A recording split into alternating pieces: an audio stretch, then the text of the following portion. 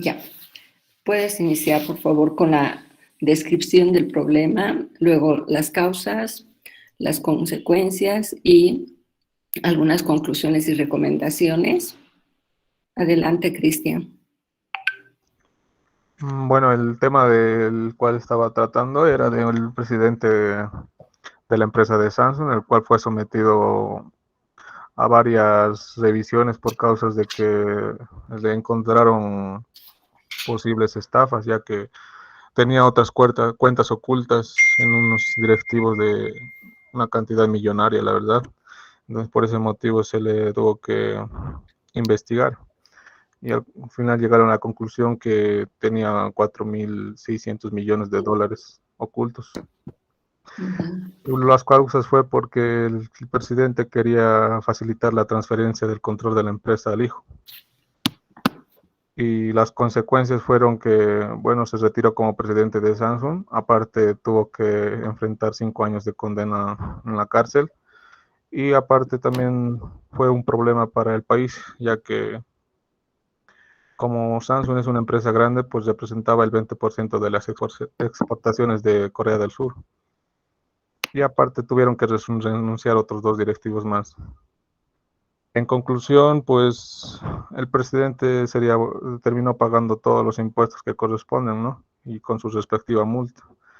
Y bueno, mi recomendación sería que, bueno, siempre hay que pagar los impuestos, ¿no? Y no tener ambición de dinero, ya que al final todo se sale a luz.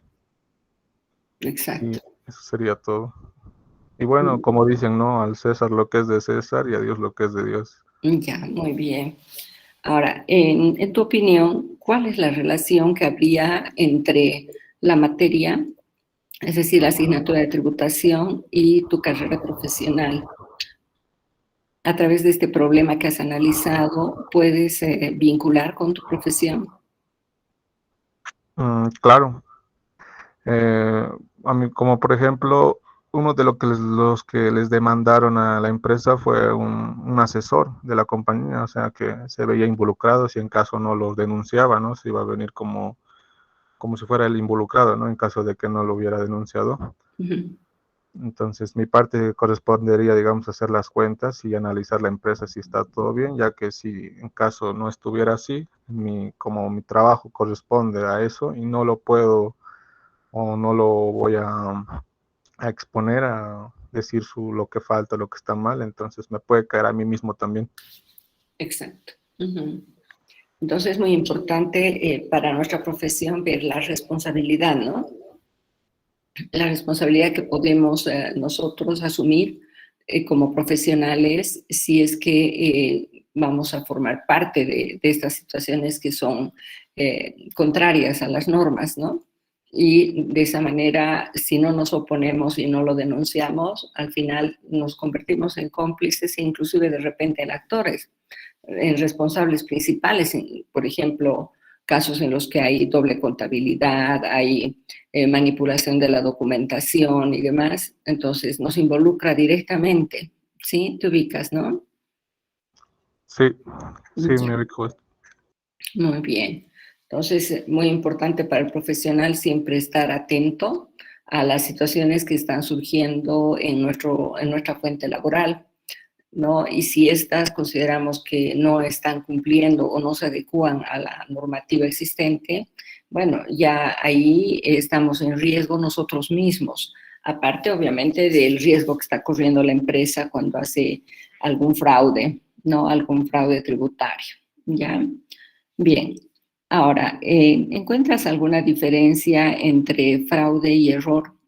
En el caso que has analizado, ¿llegaría a constituir fraude o tú consideras que sería simplemente un error? Considero que fue un fraude. ¿Ya? ¿Por qué consideras que es fraude? ¿Cuál es la diferencia entre fraude y error? No lo hizo, o sea, lo hizo intencionalmente, ya sabía las consecuencias a las que se iba a enfrentar y lo hizo todo sabiendo, no lo hizo sin conciencia, ¿no? Inconscientemente. Muy bien. Muchas gracias, Cristian. Muy amable. Bien, Usted, ¿alguna otra persona que quiera participar con el análisis del caso que han realizado? Algunos les he pasado, por si acaso, una recomendación, o sea, una observación y recomendación, ¿no? Porque han subido el archivo ya con un nombre distinto al que hemos indicado, ya, y algunos no han puesto inclusive nombre al archivo, no lo han subido sin nombre el archivo, con su trabajo, ya. Habíamos indicado que debemos poner tarea 1, barra baja, sus apellidos ya, y sus nombres, ¿no es cierto? En el caso de Cristian, por ejemplo, el archivo tendría que decir Araos, o sea, tarea 1, barra baja, Araos Magne Cristian Joel. ¿Estamos de acuerdo? Les aclaré que los trabajos yo los voy a descargar, ¿no? Para irlos evaluando, ¿no? En mi computadora fija, ya, porque tiene mayor capacidad de memoria. Entonces, para evitar inclusive modificaciones en trabajos y o exámenes, ni bien terminan un examen, por ejemplo, yo descargo todos los exámenes, por tanto, si modifican algo con posterioridad, eso yo ya no voy a evaluar, porque yo ya he descargado los exámenes una vez terminada la prueba. Estamos entendiendo, ¿no?, cómo trabajó. Entonces, por eso hemos dicho que vamos a colocar el nombre de la tarea, ¿ya?, y el nombre de ustedes en el nombre del archivo, ¿ya? Entonces, esa recomendación, en todos los grupos había por lo menos una persona que no ha cumplido, y ayer les pasé un mensaje. Si alguno de ellos está en esa situación y no le he observado, de todas formas, revísenlo, por favor. Ya, puede ser que después de que yo haya hecho la observación hayan subido recién su trabajo, entonces no lo he observado, pero ese trabajo no estaría con el nombre correcto, ¿sí? ¿Alguien tiene dudas respecto al nombre que tienen que poner a su archivo? ¿Alguno tiene duda? Bien, el trabajo tenía que ser manuscrito, no en computadora. Hemos dicho que en los anteriores semestres ha habido bastante problema con los trabajos en computadora. O sea, el mismo trabajo lo han subido 3, 4, 5 personas, ¿no? Y eso no es correcto. Cada uno debería hacer su trabajo porque es un trabajo personal. Entonces, por esa razón estamos pidiendo que sea manuscrito. No, esa es la razón. No es que estemos en oposición al uso de herramientas tecnológicas, sería un absurdo, ¿no? Dado que estamos dando clases virtuales, ya. Pero la razón por la cual pido manuscrito es esa, que muchas personas han utilizado el mismo archivo, ni siquiera se han molestado en cambiar por lo menos la letra, ya. Algunos han subido exactamente el mismo archivo, no duplicado de otra persona. Ahora, es complicado poder establecer quién fue la primera persona que hizo el trabajo y quién fue el que copió, ¿no es cierto?, o el que subió en forma duplicada un trabajo. Por esa razón estamos exigiendo que sea manuscrito. Entonces, por el momento estamos trabajando de esa manera. Si algún trabajo necesita el uso de computadora, ahí les voy a indicar. Ya les voy a aclarar que ese trabajo es utilizando computadora. Mientras tanto, vamos a trabajar en forma manuscrita. Luego, consultaron respecto a la carátula. No, la carátula no es obligatoria. Ahora, si gustan la carátula, sí la pueden hacer en computadora, no tengo ningún problema. No, pero tendrían que escanearla, imprimirla y escanearla junto con el trabajo en un solo archivo. No vamos a poner una carátula en forma separada, sino dentro del mismo archivo. Ahora, hay algunas personas que han consultado si podrían poner directamente su nombre, ¿no?, y la firma en el trabajo mismo. No hay problema, pueden hacerlo si gustan. Yo no voy a evaluar la carátula, voy a evaluar el contenido del trabajo, pero tiene que tener nombre y firma. Bien, ¿por qué el nombre? Para identificar a la persona que está realizando el trabajo, ya, y la firma es necesario que la vayan manejando bastante, porque en materia tributaria, por una firma podríamos tener problemas tributarios graves si hemos puesto nuestra firma en algún documento que luego es observado, ¿no? Y de repente puede ser la causa para una deuda enorme o la causa por la cual puede inclusive llegar a la cárcel. Ya, entonces, a veces la persona no toma en cuenta, ¿no?, la importancia de la firma. Entonces, por eso que todo trabajo estamos pidiendo que sea firmado. Ya, esa sería la razón. Bien. Vamos a ver.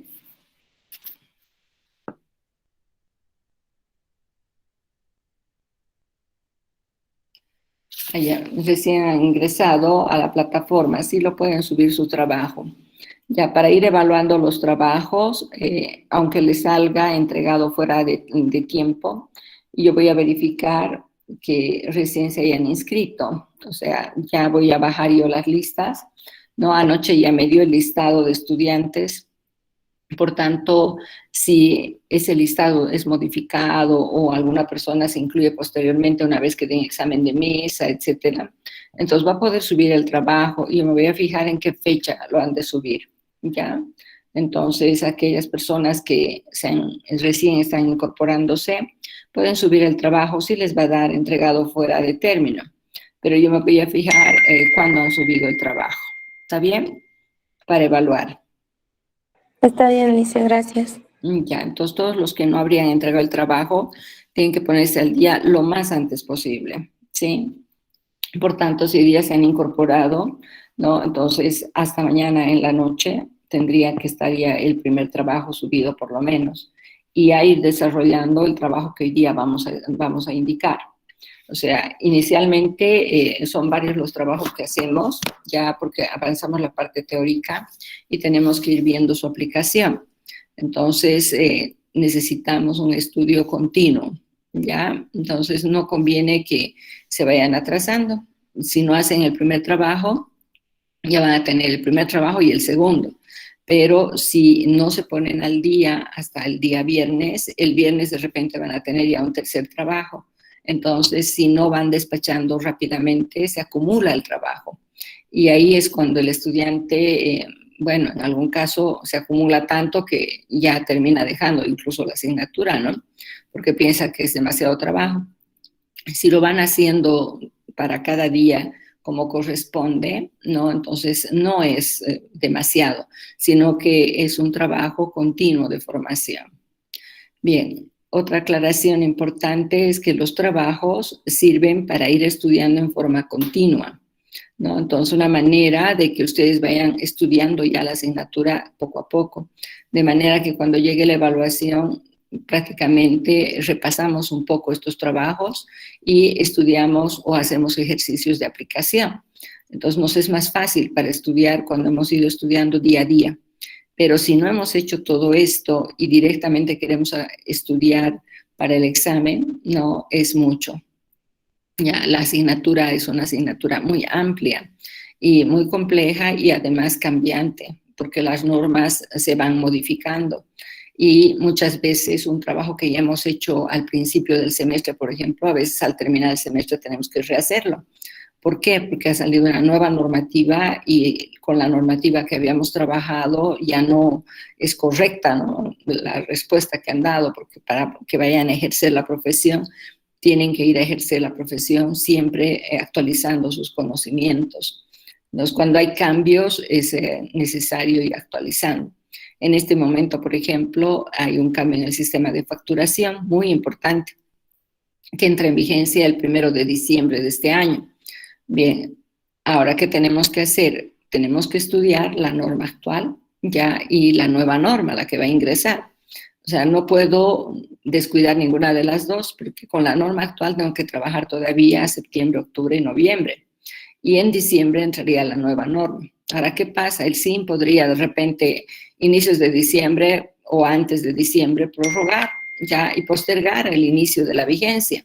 Si eso sucediera, de todas maneras, ya como estudiantes nos hemos preparado en las dos normas, ¿no? Entonces, esa sería una aclaración respecto a los trabajos.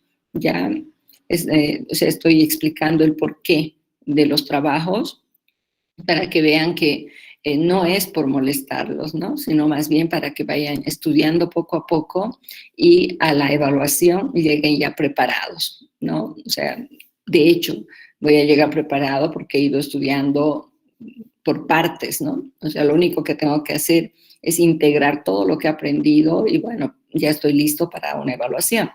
Entonces, de esa manera no es difícil la materia, pero si lo acumulo, me descuido y quiero todo aprenderlo en una noche, ya por más de que no duerman nada, ya de todas maneras no van a lograr prepararse adecuadamente, ¿no? Justamente por la complejidad de la asignatura.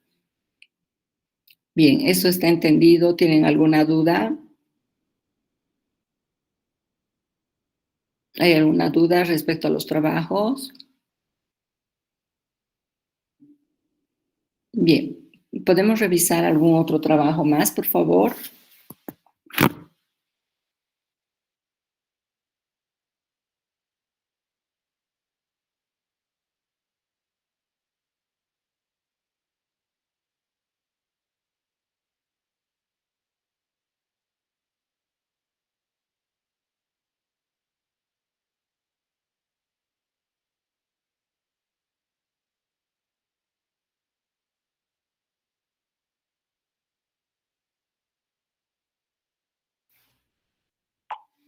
¿Alguien más?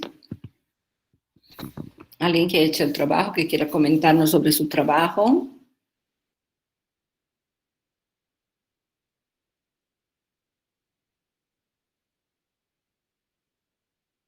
¿Quién más? La participación es muy importante, jóvenes. Víctor Hugo, adelante. Buenos días, licenciada, Buenos compañeros. días. Sí, pero no sé si habré hecho bien. No hay problema. Bien, una aclaración, Víctor Hugo. Ya cuando participamos en clases, podemos cometer algún error o podemos haber cometido algún error, ¿no? Y justamente el hablar sobre tu trabajo te ha de ayudar a encontrar si hay alguna falla y vas a poder corregir, ¿no? Con ese conocimiento que de repente lo aplicaste mal, lo entendiste mal, ya, entonces no tengas miedo, ¿listo? O sea, nunca voy a tener un criterio negativo respecto a la participación. Si hay algún error, lo vamos a hacer notar para corregir, pero siempre en forma positiva, ¿no? No destructiva, desde luego. Y el respeto de mi persona hacia ti siempre va a existir, ya, y lo mismo voy a solicitar de tus compañeros hacia tu persona. Por más de que todo tu trabajo esté equivocado, vamos a tratar de apoyar para que lo mejores. ¿Sí? ¿Está bien? Sí, está bien, licenciada. Ya, adelante, Víctor Hugo. Eh, bueno, primeramente uno de los problemas que es mayormente es la desinformación, ¿no? Sobre los tributos. Eso es uno de los problemas que he encontrado. Las causas de esos pueden ser que mm, mm, el ente rector, digamos, impuestos, no aplique políticas para la información, eh, también que no haya conciencia de parte de la sociedad de querer aprender o buscar sobre este tema. Pues eso sería sobre las causas. Ya, Y muy bien. las, ¿Consecuencias? las consecuencias, pues, que genera uno, estafas, bueno, estafas, eh, corrupción, corrupción más que todo. Ya, ¿y cuál es tu conclusión y si tienes alguna recomendación? Mm, yo pienso que, bueno, la conclusión es que hay un mal manejo Ya. o hay que mejorar el manejo, ¿no? Y Ujú. poder informar. Y la recomendación es que se debería llevar una cultura tributaria, pienso, desde, desde colegio. Ujú. Muy porque bien. Sí, seguí. para concientizar hacia la gente y todos sepan que el contribuir al país ayuda a todos, ¿no? Y no solo unos cuantos que contribuyen y otros no. Ujú. Muy bien, Víctor Hugo.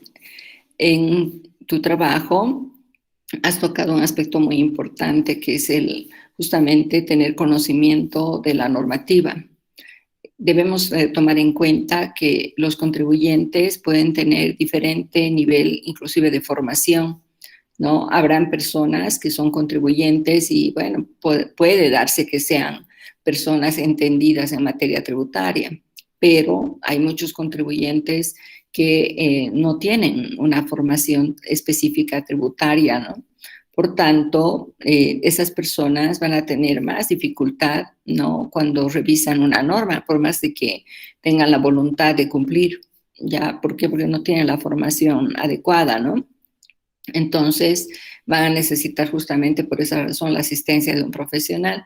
Y tanto el contribuyente como el profesional deben estar enterados de la normativa, ¿no? Y ese conocimiento de la normativa les va a permitir, bueno, cumplir de mejor forma las disposiciones tributarias.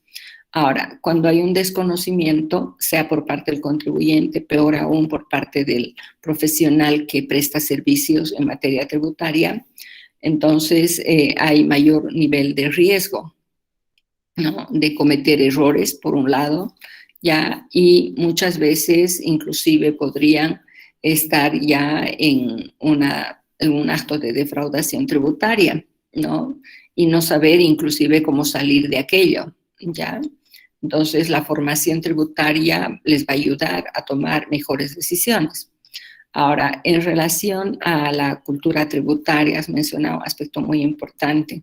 Ya es cierto que en la formación debería apoyarse, ¿no? En la formación de conciencia tributaria debería apoyarse desde el colegio, la escuela, el colegio, obviamente la universidad. Si nosotros vemos cómo nos hemos formado hasta la fecha, podríamos decir que en nuestra formación en colegio, en la escuela, prácticamente hay muy poco apoyo en ese sentido. Entonces es por ello que nuestra población ya no está formada para el cumplimiento. Por tanto, bueno, no pagamos ni aportamos o sea, conociendo para qué, por ejemplo, sirven los tributos. Hay muchas personas que simplemente cumplen, no para evitar una sanción, ya, pero no porque estén pensando en que con esa contribución se van a poder desarrollar los servicios públicos, ¿no? Entonces, no hay una toma de conciencia adecuada. Bien, en la universidad se trabaja un poquito, ¿no? Con algunas actividades que ha ido realizando el SIN más que todo. Entonces se ha ido a algunas de las facultades en ese sentido, ¿no? Para la difusión de normativa principalmente del sistema de facturación, pero no es suficiente, ¿no? Entonces, en nuestra formación debería ser, bueno, una transversal en todos los años, ¿no? Para que una persona que, por ejemplo, termina el colegio, esté consciente de que tiene que contribuir, ¿no? Y sepa para qué sirve. Ahora, obviamente, contrario a esto está la corrupción, que muchas veces existe en el sector público. Por tanto, muchas personas se desalientan, ¿no? De seguir contribuyendo cuando ven que la contribución que hacen no llega a la finalidad establecida, ¿no? Cuando hay corrupción, entonces uno se da cuenta que ha contribuido en vano. Y ese es el problema fundamental, ¿no? Por tanto, aquellos que trabajan en el sector público tienen una función muy importante y obviamente deberían trabajar en forma honesta, ¿no? No cometiendo una serie de actos de corrupción que van a desalentar a la población a seguir contribuyendo, ¿sí? Me parece muy bueno tu trabajo y está muy bien enfocado, ¿sí? Entonces, si de algo te sirve el comentario que hemos hecho, entonces tú puedes revisarlo, tu trabajo, ¿ya? Pero yo lo veo que está adecuado, ¿sí? Bien, ¿qué opinan los demás? ¿Quieren apoyar con algún comentario, algo que consideran que podría mejorar su compañero? Está bien, Lisa. Ya, muy bien. ¿Alguien más que quiera participar? Gracias, Víctor Hugo. Yo, Lisa, Adelante. bueno, en el trabajo yo investigué, por ejemplo, no, por ejemplo, en el caso que pasó de esto de los terrenos y de las casas que que están vendiendo solamente con minuta, no están con impuestos al día. Uno de los casos que le pasó a mi familia fue que compraron una propiedad y en el momento de un descuido no revisaron bien los papeles, no tuvieron una buena asesoría en esos tiempos de lo que estaban comprando. Y entonces realizaron la compra y una vez en el momento de hacer la construcción y todo, en el momento de pasar a la alcaldía, la casa debía impuestos desde 1991 hasta la fecha sería como 30 años. Ujú. Eh, las causas que dejó este problema fue que el valor de los impuestos que ya tenía pasaba ya más de la mitad de lo que costaba la casa. Ujú. Las consecuencias y los efectos llegan a un punto donde vas de nuevo al comprador y ya no se hace cargo de nada. Ya pasó tiempo, empiezan otros a alterarse y decirte que debiste fijarte de ese momento y no sé qué más. Las consecuencias son graves porque solo llevan a enojos y lamentablemente tenías que ir a buscar desde quién ha comprado. Mucha gente empieza a comprar propiedades solamente para ganar dinero y luego venderla. No le importa si está con minuta o con papeles de una firma. Y en el momento en el que te fijas, te das cuenta que el terreno o la propiedad ni siquiera está registrado en derechos reales. Ya. Las conclusiones que pude obtener de este tema, de esta causa, es que tenemos que tener mucho cuidado en el momento de realizar una compra. No importa si es demasiado pequeña la propiedad o algo, siempre tienes que checar Mil disculpas. Te voy a con la interrumpir un policía. ratito, disculpa.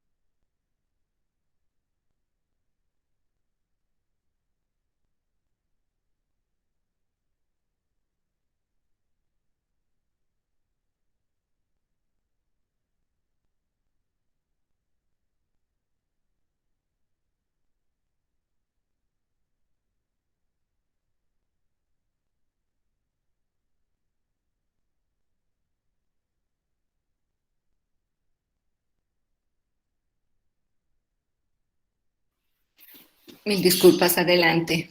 ¿Puedes continuar, por favor, Ana? Sí, Lice, no pasa nada.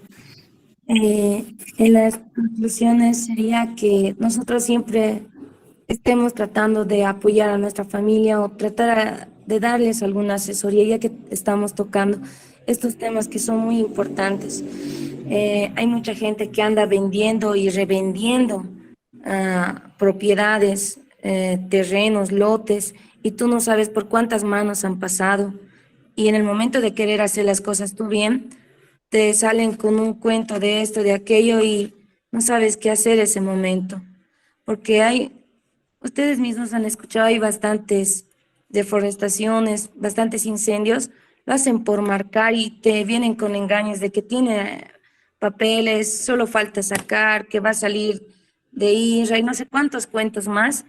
Y tú queriendo comprar algo, tener una propiedad, empiezas a acceder y al final te das cuenta que no, que tiene mucho papeleo por detrás, que tiene fallas, que no coincide, o puede ser un sector que compraste que está de herencia con otro terreno o otro lote y en el momento de hacer la división empiezas a tener que buscar a las demás personas y es un problema grande y que mucha gente aún no se da cuenta, pero está pasando. Y en el momento de querer tributar y hacer todo lo demás es donde tú tienes que caminar aquí o allá.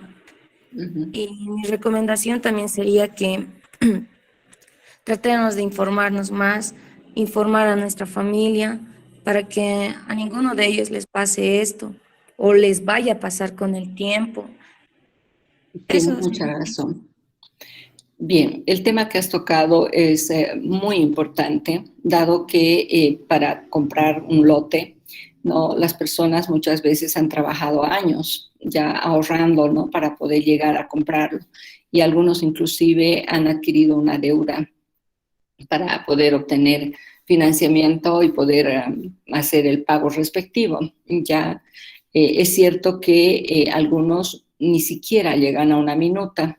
Otros se conforman con una minuta, pero no la han protocolizado y tampoco han hecho el registro en la alcaldía, el registro en derechos reales, ¿no? Que son registros obligatorios, ¿no? Pero obligatorios en el sentido de proteger nuestro propio derecho, o sea, el derecho propietario, ¿no? Entonces, debemos darnos cuenta que cuando compramos un lote, compramos una casa, compramos un vehículo, ¿no? Estos deben estar registrados debidamente, ¿ya? Y el trámite de compra tiene que hacerse completo. Entonces, no sentirnos satisfechos con solamente tener una minuta y muchas veces inclusive ni siquiera registrada en una notaría de fe pública, ¿ya? Entonces, ¿qué hace esto? ¿Qué ocasiona? Puede ocasionar que quien les haya vendido lo vuelva a vender, porque en derechos reales el dueño original sigue figurando, entonces podría ser una múltiple venta, ¿no? Que muchas veces se ha dado en nuestro medio, ¿ya? Ahora, el problema es que cuando uno quiere resolver esto años después, a veces la persona que ha vendido ya ha fallecido y tendríamos nosotros que hacer el trámite con los herederos, pero muchas veces los herederos se niegan, ¿no? A ayudar inclusive a continuar el trámite. Entonces, alguna vez la persona termina siendo un usucapión de su propio terreno, ¿no? Simplemente para poder regularizar, pero eso tiene su costo al mismo tiempo, ¿ya? Entonces, es necesario que nos demos cuenta que cuando adquirimos un bien de esa naturaleza, no podemos nosotros dejarlo en una minuta, ¿ya? Y menos si ni siquiera hay la minuta, porque hay casos en los cuales ni siquiera ha habido una minuta, ¿ya? Entonces no hay ningún documento. Y obviamente nosotros no podemos defender un derecho propietario si no tenemos documento alguno. O sea, la simple posesión no te garantiza posteriormente que puedas regularizar con facilidad. Ha de haber muchas dificultades para poder regularizar ese derecho propietario, ¿sí? Bien, ese tema es muy importante y es muy frecuente en las familias. Ahora, es cierto que cuando estamos nosotros llevando materia tributaria, muchas veces nos enteramos recién de problemas que hay en nuestra familia, ¿ya? Y bueno, es necesario irnos involucrando, ¿no? Con cómo está la situación tributaria dentro de nuestra propia familia. Como ya ustedes van a tener una formación, entonces ya pueden ayudar, ya pueden orientar de mejor forma. Y es necesario poner interés sobre esos problemas, porque a futuro a veces uno se entera que había problema la casa, el lote que tenían, ya cuando fallecen los papás, cuando quieren hacer el trámite de herencia. Ahí a veces recién se dan cuenta que no había estado registrado, que no tenía los impuestos al día, y regularizar todo eso es complicado, muy complicado, ¿sí? Bien, o sea, has tocado un problema muy importante y muy frecuente en nuestra sociedad, ¿sí? Me parece muy bien. ¿Alguien que quiera apoyar a su compañera con alguna sugerencia?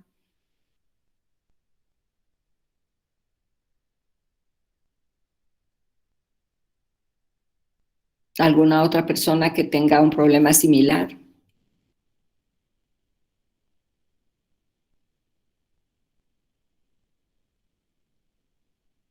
¿Ninguno? Muy bien, Ana, muchas gracias. Está Bien. bien, gracias. ¿Alguna persona más que quiera participar?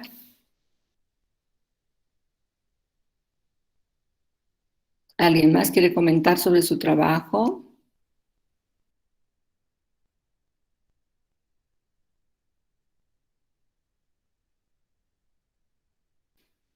Bien, mientras van pensando si se animan, espero que se anime alguien más. Brandon, normalmente paso el enlace, ¿no?, de cada clase a todos los grupos.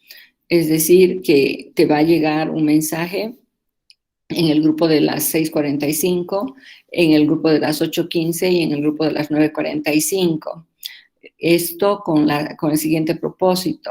A veces tenemos alguna dificultad, por ejemplo, supón que tú tienes que ir a un análisis en el seguro universitario. Esos análisis se hacen en la madrugada y tú estás en el grupo de la madrugada, entonces perderías la clase, pero podrías ingresar a las 8:15 o a las 9:45. Ya principalmente 9:45 va a ser exactamente el mismo contenido.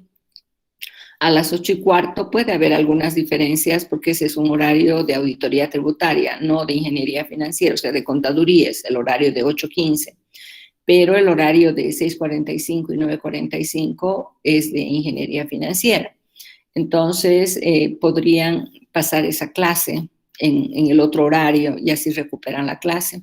O a alguien que tiene alguna dificultad 9:45, ya supongamos que sé que voy a tener un problema el viernes, entonces ya no entro a las 9:45, sino anticipo la clase y entro a las 6:45. Entonces, por eso les paso el enlace para que puedan ingresar a la clase en los 3 horarios. ¿Listo? Entonces, algunos se han de sorprender, ¿no?, que del grupo 61 les pase ya el enlace temprano. Esa la forma de trabajo, ya para que puedan ustedes organizarse con un poquito más de libertad. Ahora, en algunos casos tienen cruces, ¿no? Por ejemplo, hay alguna persona que tiene cruces todos los miércoles, entonces, ¿qué va a hacer esa persona? Ese día, en vez de entrar en ese horario, puede ver si puede acomodarse con el otro horario. Entonces, para resolver ese tipo de problemas es que pasamos el enlace en cada horario, ¿sí? ¿Está entendido, Brandon?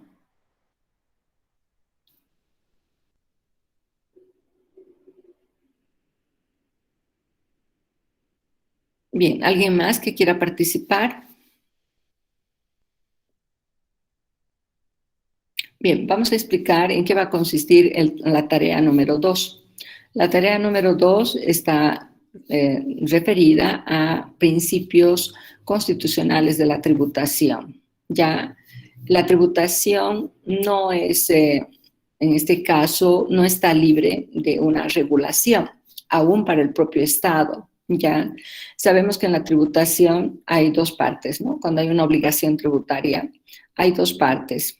Por una parte el sujeto activo y por otra parte el sujeto pasivo o contribuyente. Ya el sujeto activo, que es el Estado, tiene potestad tributaria. ¿Qué implica esto?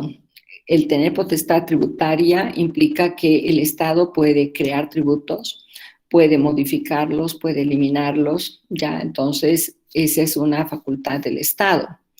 Pero tiene que haber algún límite para el Estado en esa potestad tributaria. Y ese límite lo establecen los principios constitucionales de la tributación. Por tanto, el Estado ya no puede llegar al extremo, por ejemplo, de esclavizar a una persona. Es decir, si una persona, por ejemplo, trabaja, el Estado no le puede pedir como aporte tributario que pague todo su salario, ya, porque si la persona llegara a pagar todo su salario, se convertiría ya en un esclavo del Estado, ¿no? Entonces, tiene que haber un límite, y ese límite, por ejemplo, es la capacidad contributiva. Ya, por tanto, una persona va a contribuir en función a su capacidad. Por tanto, si una persona gana muy poquito, de repente no va a contribuir. Ya supongan ustedes una persona que tenga un salario mínimo nacional. Obviamente no llegaría a pagar tributo, justamente porque no tiene capacidad contributiva. Pero una persona que tiene un salario de 30,000 tiene obviamente una mayor capacidad contributiva y debe contribuir más. Si alguien gana mucho más, entonces también tendría que aportar en esa proporción. ¿Estamos de acuerdo? Entonces, los principios constitucionales de la tributación ya regulan la potestad tributaria del Estado, le ponen límites, ¿sí? Por ejemplo, ¿qué pasa? Ustedes están viendo el Poder Ejecutivo ya no tiene la facultad de crear tributos, ¿no? Entonces, el presidente, por ejemplo, por muy presidente que sea, no puede crear un tributo, tampoco puede modificar un tributo, ¿no? No puede modificar, por ejemplo, la base imponible, la alícuota, o cambiar los sujetos, nada de esto lo puede hacer el Poder Ejecutivo, ¿no? Entonces, tenemos que ver que cualquier cambio normativo tiene que hacerse en una ley tributaria. Ya, ¿eso qué significa? Que el Poder Ejecutivo no va a poder hacer modificaciones en materia tributaria. Entonces, ahí hay una limitante, ¿cierto? Entonces, nuestra investigación va a estar referida ya justamente a esos llamados principios constitucionales de la tributación. Ahora, los principios constitucionales de la tributación, primero los vamos a analizar en forma general, es decir, vamos a ver cuáles son los principios constitucionales de la tributación en general y los vamos a definir cada uno. Luego vamos a revisar en Bolivia cuáles son los principios constitucionales de la tributación. Para esto vamos a trabajar con la Constitución Política del Estado actual y también con el Código Tributario. Ya el principio de legalidad está en el Código Tributario. Entonces, para el principio de legalidad vamos a usar Código Tributario, pero para los otros principios de la tributación van a utilizar la Constitución Política del Estado. No, hay una capite que corresponde a política tributaria y ahí van a encontrar cuáles son los principios constitucionales de la tributación en Bolivia. Bien, una vez que identificamos qué principios están vigentes en Bolivia, vamos a tratar de definir cada uno de ellos, buscando, en este caso, una definición de cada uno de los principios. En esta parte les voy a solicitar que traten de poner el principio, por ejemplo, en una gráfica. Ya algunas personas son muy habilosas con el dibujo, entonces podrían hacer dibujos para simbolizar, para representar cada principio, ¿no? Entonces, una manera de digamos, ponerle un aporte personal al trabajo, ¿ya? Bien, entonces vamos a identificar los principios en Bolivia, los vamos a definir y si podemos vamos a hacer una representación gráfica, ¿no? Por ejemplo, podríamos ver el hecho de la capacidad contributiva, ya podríamos hacer el dibujo de dos personas ya que estén percibiendo un sueldo y que uno esté percibiendo un sueldo muy pequeño y el otro un sueldo muy grande. Obviamente en esa proporción sabemos que van a contribuir, ¿ya? Bien, esto sería en cuanto a los principios constitucionales en Bolivia. Y vamos a investigar cuáles son los principios constitucionales de la tributación de otros países. Vamos a comparar los principios de Bolivia con otro país. O sea, simplemente vamos a hacer con un país, ¿ya? El país con el cual comparen los principios constitucionales de la tributación ha de ser alguno de elección propia. Es decir, cada uno va a elegir con qué país quiere comparar, ¿ya? Por ejemplo, yo puedo comparar ¿no?, los principios constitucionales de la tributación de Bolivia y Argentina y ver qué principios son los mismos y qué principios son diferentes, porque van a haber puntos de coincidencia, pero también van a haber diferencias, ¿ya? Lo mismo, puedo tomar la tributación boliviana y la peruana, o la colombiana, o de repente quiero comparar los tributos de Bolivia con Estados Unidos, o los principios de Bolivia con algún país europeo, africano, asiático, con el que yo quiera, ¿ya? Entonces, ustedes pueden buscar en internet, ¿no?, la constitución política de ese estado, su código tributario de ese estado, su ley tributaria. Entonces, de esa manera pueden obtener los principios de otro país.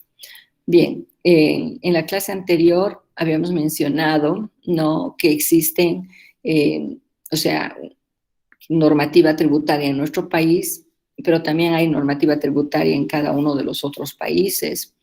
Y obviamente si hay una persona que estudia, por ejemplo, Derecho Tributario Internacional, tendría que tener un conocimiento muchísimo más amplio, ¿no? Entonces eso hace que ese profesional pueda prestar servicios inclusive en más de un lugar. Hoy en día ha desarrollado bastante el trabajo a distancia y muchas personas pueden prestar servicios incluso a personas de otros países y sin necesidad de viajar.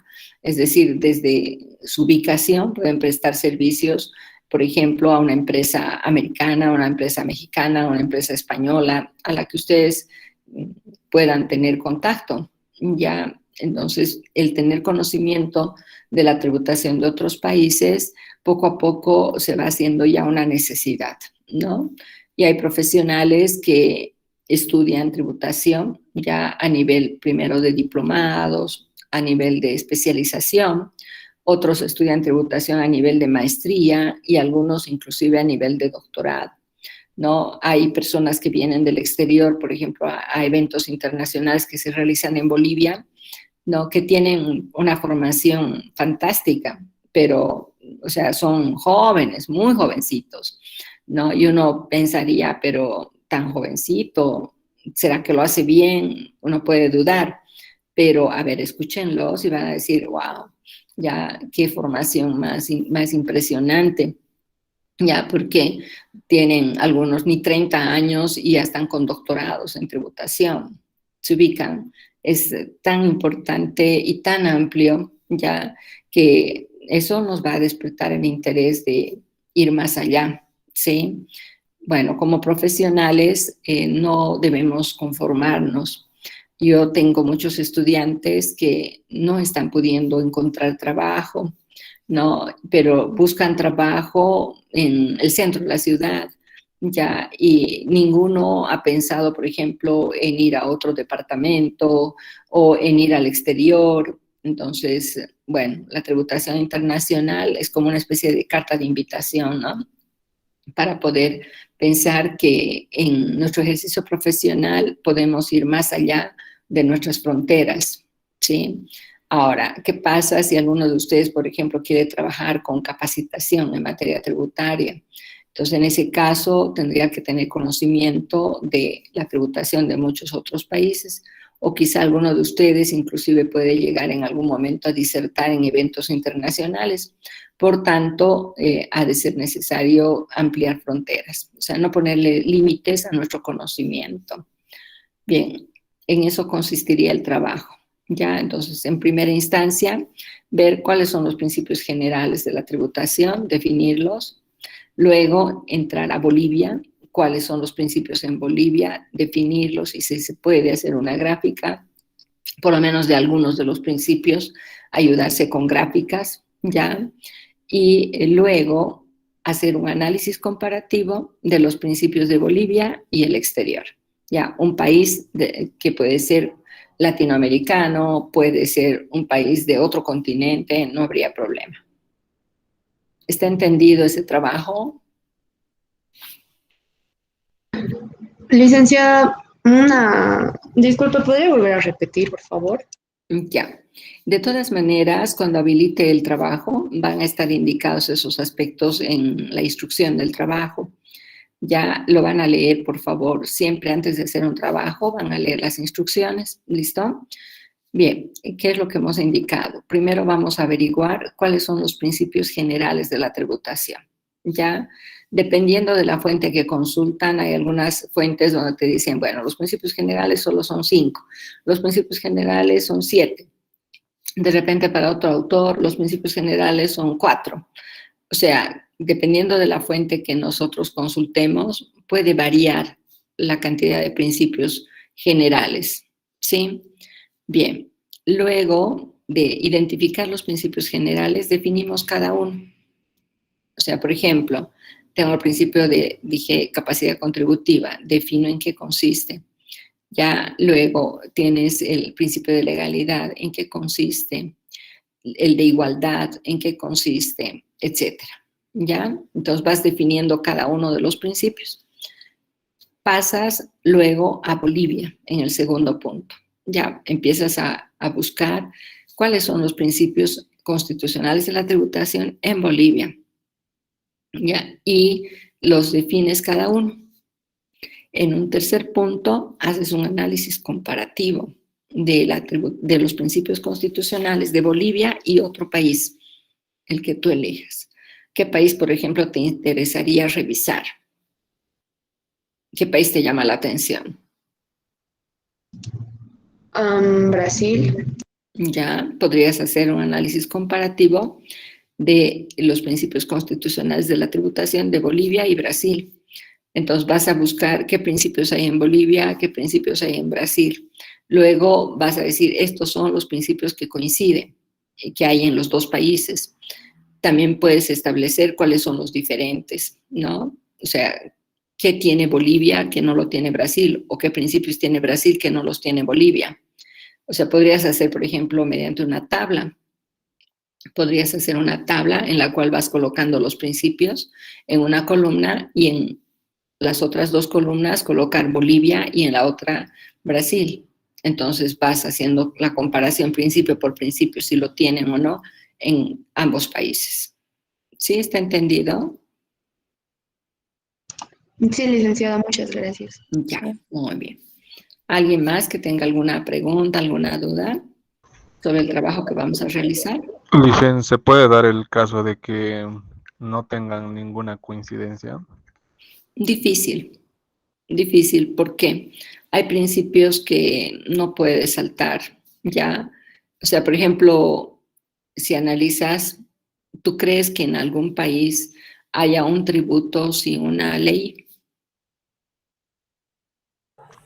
No, todo Difícil, ¿no? siempre es bajo ley, ¿no? Uh-huh. Entonces, legalidad, por ejemplo, tendría que estar en todo, ¿no? Pero bueno, habría que ver si no lo mencionan en algún país, puede darse, que lo den por hecho, ya, y no lo mencionen como principio constitucional de la tributación. Podría Está bien, ser, Licen. ya, Una consulta más. Sobre el dibujo, que no le entendí bien de los dibujos. ya. O sea, algunos principios dan como para poder graficar. Por ejemplo, les decía, si yo quiero hacer una gráfica del principio de capacidad contributiva, puedo dibujar a una persona recibiendo su sueldo y que reciba pocos billetes, ¿me entiendes? Y otra persona que reciba una cantidad más grande de dinero, ¿ya? Entonces tienen diferente capacidad contributiva, ¿verdad? El que recibe poco va a contribuir menos, ¿ya? Y el que recibe más va a contribuir más. Entonces la capacidad contributiva va a estar en función del sueldo que tiene cada uno. ¿Sí? Ahora, en nuestro país, por ejemplo, ¿tú crees que, por decir, Comteco tiene mayor capacidad contributiva que la tienda de barrio que tienes en la esquina de tu casa? Claro, por Sí. sus ingresos. ¿Ya? Entonces ahí puedes hacer la gráfica de una empresa grande y la de una pequeñita, que puede ser un puesto de venta, un kiosco. Entonces con eso ya puedes representar la capacidad contributiva. Sí, un poquito Está bien, Licen. Ahora queriendo sí, ya lo explotar la entendí. creatividad de ustedes, esa parte. ¿Ya? para que no sea solo teoría, teoría, ¿no? Entonces, hay algunas personas que son muy habilosas en hacer dibujos y podrían, bueno, ahora desarrollar esa parte, ¿sí? Esa es la idea. Está bien, Lisa. Bien. ¿Alguna pregunta más? ¿Alguna duda, jóvenes? Lo más importante, no acumulen trabajo, ¿ya? He revisado anoche, ¿no? Cuántos han entregado. En algunos de los grupos no ha llegado ni al 50% de personas. O sea, ya están en la plataforma. Quiere decir que esas personas ya tienen conocimiento de la existencia de la tarea, pero en algunos de los grupos ni la mitad no han entregado todavía. ¿Sí? Entonces, no es bueno que vayan dejando, descuidando que se acumule. Si lo despachan poco a poco, no va a ser pesado. ¿Está bien? Entonces, los que ya tienen la primera tarea sin entregar, sobre la marcha se ponen al día. ¿Ya? En la clase siguiente vamos a revisar la tarea que hemos dado hoy, ¿no? Y vamos a dar las indicaciones para una siguiente tarea. Eso solamente es en la primera parte. Cuando ya entremos a obligación tributaria, yo voy a explicar ya y vamos a desarrollar en la clase y después vamos a hacer otro tipo de trabajo. ¿Listo? O sea, mientras entro hasta llegar a obligación tributaria, son tareas que les doy una referencia para que lo hagan. Pero más adelante ya van a trabajar junto conmigo y en algún caso voy a trabajar primero, voy a desarrollar primero ese punto y después recién ustedes van a hacer el trabajo. O sea que no en todos los puntos voy a dar la indicación y los voy a llevar a trabajar, sino que vamos a hacer un trabajo previo antes de dar una tarea. ¿Ya? Entonces vamos a ir modificando la forma de trabajar. Bien, ¿hay alguna pregunta? ¿Ninguna? Quedaremos ahí entonces. ¿Listo? Vamos a desactivar la grabación.